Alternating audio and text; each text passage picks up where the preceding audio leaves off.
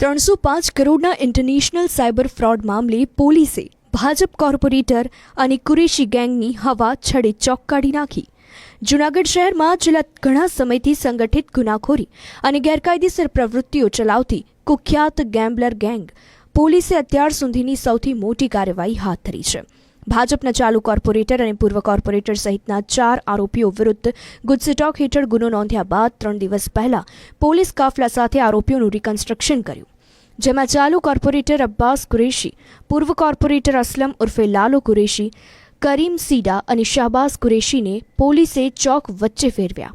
10 દિવસના રિમાન્ડ દરમિયાન મળેલી માહિતીના આધારે આરોપીઓ ક્યાં બેસીને આર્થિક વ્યવહારો કરતા અને ગુનાહિત કાવતરા કેવી રીતે ઘડતા તેનું સ્થળ પર પણ તપાસ કરાઈ। આ દરમિયાન આરોપીઓના ઘરે સર્ચ ઓપરેશન કરી પાસપોર્ટ, બેંક ચેકબુક અને ડિજિટલ દસ્તાવેજો કબજે કરવામાં આવ્યા। આ સિવાય ગુનાહિત પ્રવૃત્તિથી કેટલીક મિલકતો વસાવી છે તેની વિગતો એકઠી કરી રહી છે।